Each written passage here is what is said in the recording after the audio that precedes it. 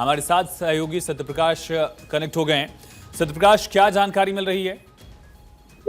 देखिए, पिछले 3 दिनों से जो खबर आ रही थी, रतन टाटा की तबीयत बिगड़ गई है, वो क्रिटिकल कंडीशन में है। शुरुआती दौर में ऐसी जानकारी आई कि उन्हें सांस लेने में दिक्कत हो रही है और उनकी बीपी लगातार लो हो रही है। उसके बाद उन्हें मुंबई के ब्रीच कैंडी हॉस्पिटल में एडमिट कराया गया था। 2 दिन तक उनको लेकर कोई चर्चा नहीं रही, लेकिन आज एक बार फिर से अचानक यह जानकारी आई कि उनकी तबीयत बेहद खराब है और उन्हें आईसीयू में रखा गया है। क्रिटिकल कंडीशन है, लेकिन इसके बाद अब यह जानकारी आई कि शायद वह अब नहीं रहे। इसकी जानकारी जो है ट्वीट के जरिए मिली है, लेकिन लगातार उनके जो प्रशंसक हैं, उनके चाहने वाले हैं, इस बात का अंदेशा था कि जो खबर आ रही है वो गलत है, लेकिन अब दुआओं का जो असर था वो नहीं रहा। यही वजह है कि रतन टाटा आज हमारे बीच नहीं रहे। हालांकि उद्योग क्रांति लाने का श्रेय अगर जाता तो रतन टाटा को जाता है, क्योंकि भारत सरकार की तरफ से पहले उन्हें पद्म विभूषण से सम्मानित किया गया। उसके बाद जो है वो लगातार उद्योग के जगत में लगातार काम करते रहे। अब ऐसे में उनका जाना जाहिर तौर पर एक बड़ा नुकसान है उद्योग की क्रांति में। और इसे किस तरह से देखा जाए तो ये कह सकते हैं कि ऐसे जो देश के हीरे होते हैं वो अब वापस नहीं आ सकते देश के लिए।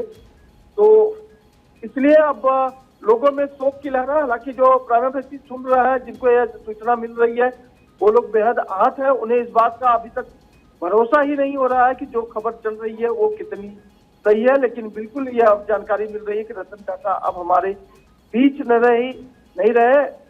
86 साल की उम्र में उन्होंने आखिरी सांस ली। मुंबई के ब्रीच कैंडी हॉस्पिटल में वह भर्ती थे, उनका इलाज किया जा रहा था। जिस मुंबई में उनका जन्म हुआ, उसी मुंबई में आखिरी सांस ली रतन टाटा ने और एक ऐसा नाम कमाया। समाजवादी पार्टी के बड़े नेता और महाराष्ट्र से अबू आजमी जी हमारे साथ जुड़ रहे हैं। अबू आजमी जी, कितना ये बड़ा झटका है और एक मानवता वाला जो पहलू है जो रतन टाटा की छवि से झलकती रही, उसके लिए मैं कहता हूं, मैं समझता हूं कि ये बहुत बड़ा लगा। हाँ, हिंदुस्तान की इतना बड़ा बिजनेसमैन इतना हुआ, जो जमीनी काम करते थे, इन्होंने जितने काम किए, जितने इन्होंने अस्पताल बनाए लोग, मैं समझता हूँ कि जितने आज नाम, देखिए मैं खुल के नाम लेना चाहता हूँ, चाहे अंबानी जी हूँ, चाहे अदानी जी हूँ, जितना इन सब में सबसे ज्यादा जनता के लिए काम करने वाला, देश का दुनिया में नाम करने वाला कोई था तो टाटा कंपनी के रतन टाटा थे। मुझे अफसोस है चले गए। देखिए, दुनिया में जितने लोग उनको जाना तो है, लेकिन रतन टाटा का नाम हमेशा भारतवर्ष में याद किया जाएगा। इतने बड़े कॉर्पोरेट, इतने बड़ा बिजनेसमैन होने के बाद बहुत सिंपल जिंदगी गुजारते थे, कोई शोबाजी नहीं। उन्होंने नहीं बनाया 5000 करोड़ का घर, नहीं, लेकिन नहीं शोबाजी किया उन्होंने। उनके बम्बई में चलते थे एकदम सिंपल गाड़ी में, नहीं कि 50 गाड़ियां लेकर के, 25 स्कूटी लेकर के। मैं समझता हूँ ये एक मिसाल है, एग्जाम्पल है भारतवर्ष में इतने बड़े बिजनेसमैन की।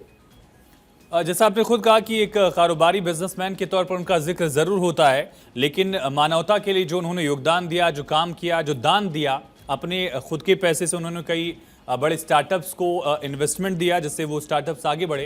ये तमाम पहलू कैसे याद किए जाएंगे आने वाले वक्त में, अबू आजमी जी? नहीं भाई साहब, बहुत ज्यादा याद किए जाएंगे। मैं समझता हूँ बहुत याद किए जाएंगे। जितने कारपोरेट आज बड़े बम्बे में, मैं समझता हूँ सबसे अच्छा जो है ना, सबसे अच्छा काम करने वाले आज जो है इस देश से चले गए। क्या आपको लगता है एक मुकाम वो सेट करके गए हैं, एक बेंचमार्क सेट करके गए हैं, भले हमारे बीच में न रहे हों, लेकिन कारोबारी बन के भी जनता के हित में, आम लोगों के लिए काम कैसा करना है, इसका एक बेंचमार्क सेट करके रतन टाटा इस दुनिया से अलविदा ले रहे हैं? बिल्कुल बिल्कुल, उन्होंने बेंचमार्क तय किया है और एक मिसाल किया, एग्जाम्पल दिया देश में। मैं समझता हूँ कि उनकी जगह जो भी चेहरा आएंगे, टाटा के चेहरा आएंगे, अगर उनकी राह में चलेंगे तो मैं समझता हूँ कि उनकी जो है सोची हुई जो चीजें वो पूरी हो सकती है।